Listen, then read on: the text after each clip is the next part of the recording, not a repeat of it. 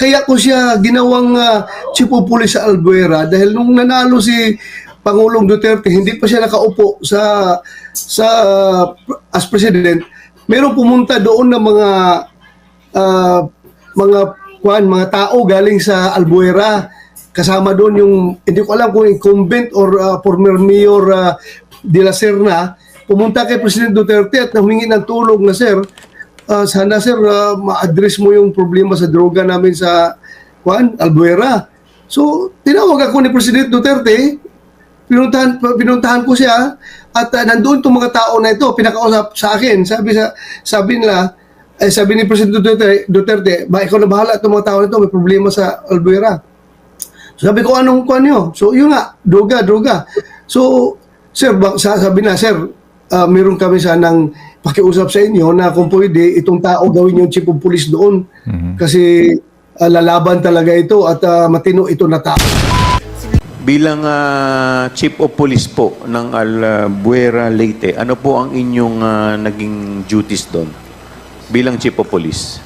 Number one, to disband the Kerwin Espinosa drug groups, Your Honor, Mr. Chair. Okay. Dito po sa inyong affidavit, number 4, page 1, sabi po ninyo dito, kayo po ay personally handpicked by former PNP Chief Ronald Bato de la Rosa. Ito po bang PNP Chief Ronald Bato de la Rosa ay siya rin pong si Senator Bato de la Rosa? Yes, Your Honor, Mr. Chair. Alright. So, ang tanong ko po, sabi po ninyo dito, PNP Chief Bato told me this in a phone call after he introduced himself to me. So, ito po ba yung first time na nakausap po ninyo si then PNP Chief Bato de la Rosa? Yes, Your Honors. Hindi pa rin po ba ninyo siya nakakaharap noon personally? Hindi Prior pa. to the call? Hindi pa, Your Honors. So, ito po yung kauna-unahan? Yes, Okay. Your Honor. So, normal procedure po ba yon na ang isang chief PNP direktang tatawag sa chief of police? Hindi po ba, di ba, may ano po yan? May tinatawag po tayong chain of command. Yes, Your Honor, Mr. Chair. So, ito po ba normal procedure?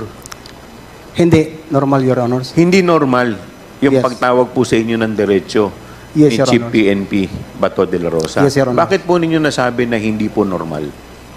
Kasi mostly naman, Your Honors, for my how many years in service, ang assignment talaga through sa documents na pagdala sa inyo na ikaw ispinido sa personnel na ikaw na-assign na doon. So, mayroon kang order, you must report to your new assignment to avoid owl. So, paano nyo nasiguro na yung kausap po ninyo sa telepono si Chief PNP Bato de la Rosa? Hindi po ba kayo nagtaka? Bakit ang isang Chief PNP ay diretsyon tumawag sa inyo?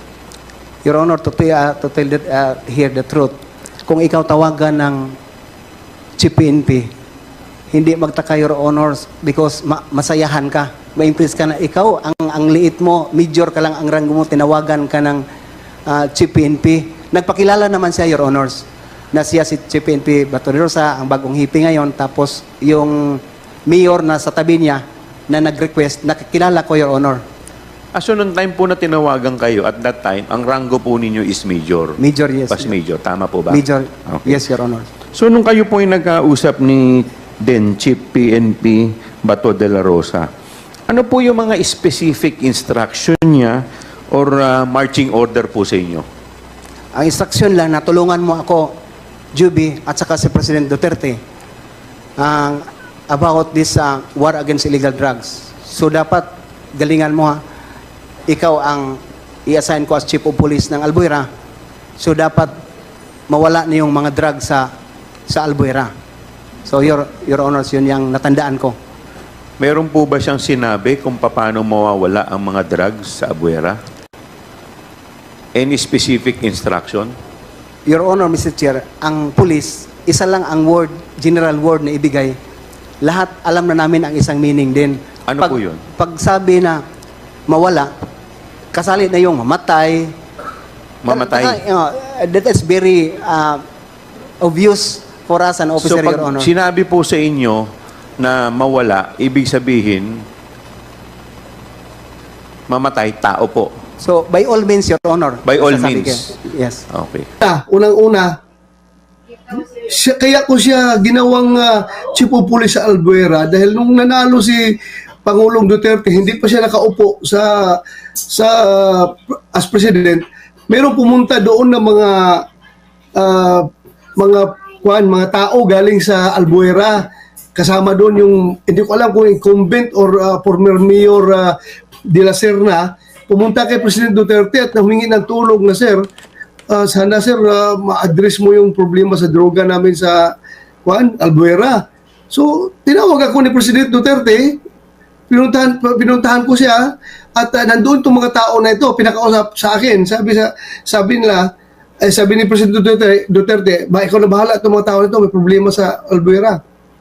So sabi ko, anong nyo? So yun nga, droga. So sir, sabi na, sir, meron kami sanang pakiusap sa inyo na kung pwede itong tao gawin yung chief of police doon. Kasi lalaban talaga ito at matino ito na tao. Sabadista ito, sir. Matino. So, sabi ko, sino yan? Major ba yun? Captain pa si Espinido noon. O sige, ilagay natin. Kung pag-upo namin, i-assign ko yan doon. So, yun nga, tinawagan niya ng mayor, si Espinido, binigay ang cellphone sa akin. Sabi ko, Espinido, si General Bato ito, gawin kitang chief of police sa Albuera para i-address mo yung problema sa droga doon, ha? Banggain mo yung Espinosa drug group at linisin mo yung Albuera sa droga. Sabi niya, yes sir. So, yun na, nangyari. Tapos, nung nandoon siya sa Albuera, maganda na ang performance niya. Dahil sa kanya, lumaya si Kerwin Espinosa, nagtago sa abroad, at yung ama ay pumunta sa akin sa krami, nag-surrender. Pansin ko po kasi dito sa inyong affidavit,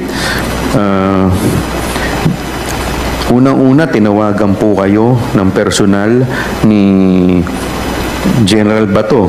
Sabi po ninyo dahil kayo handpick.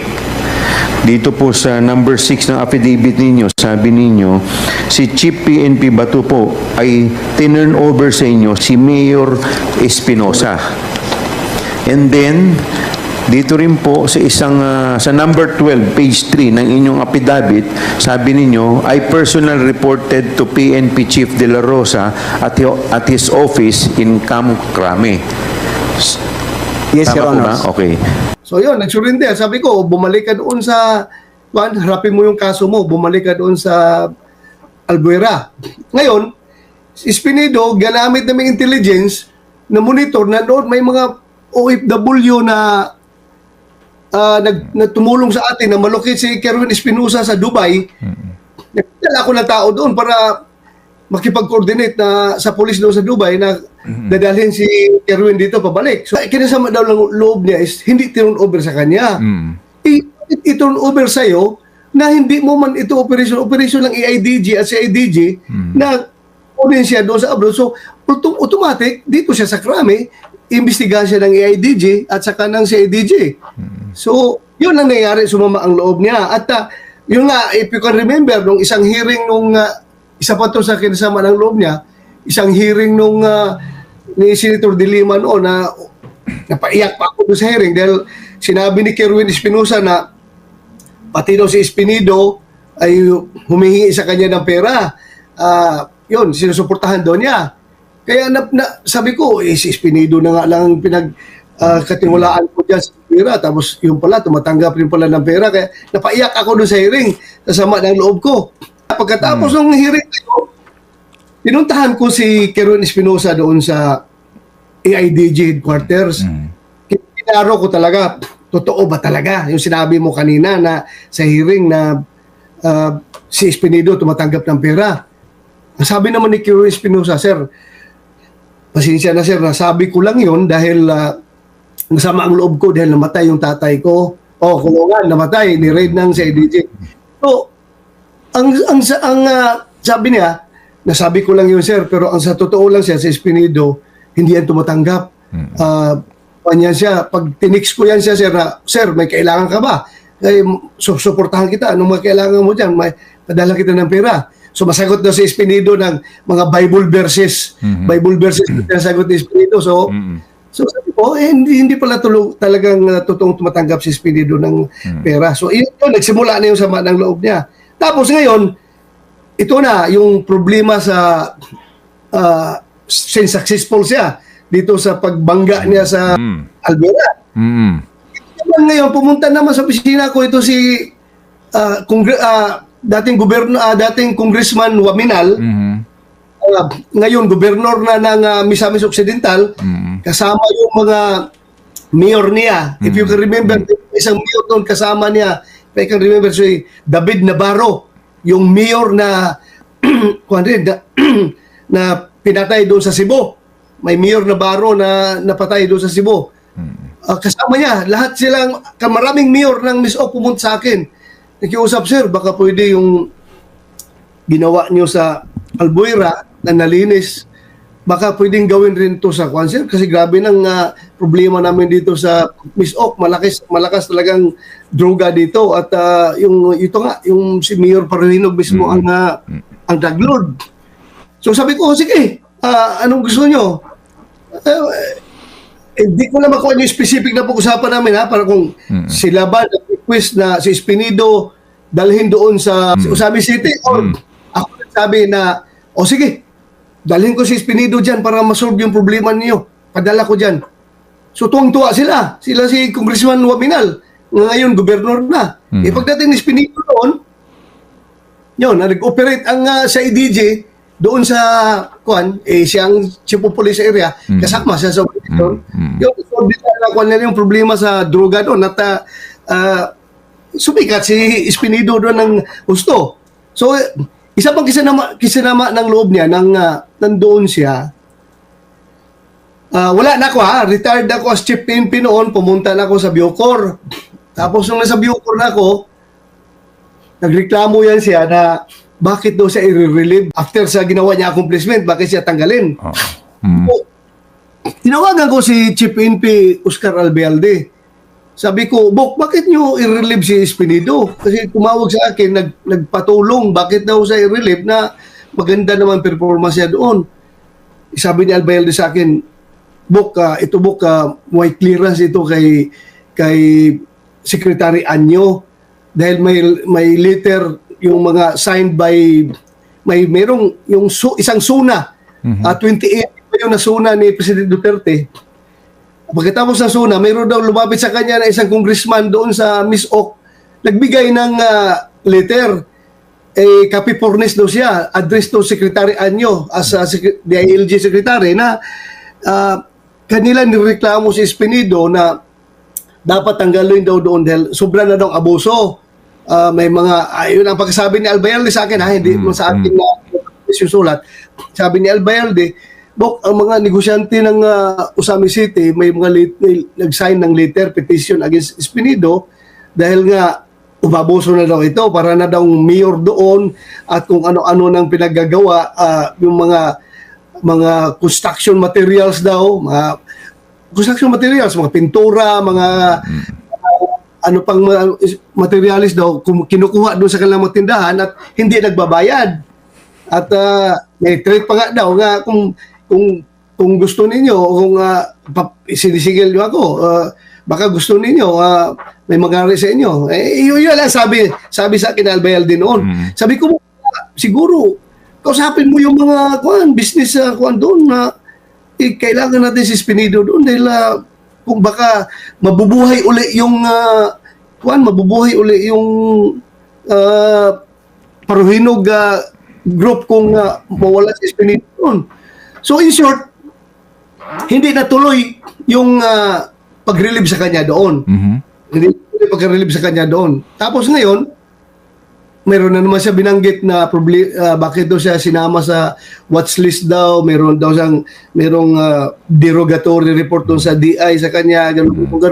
Wala ako doon dahil during my time, upo ko, wala akong alam na derogatory report laban sa kanya, kaya ko siya nilagay doon sa Albuera. So yun po ang story.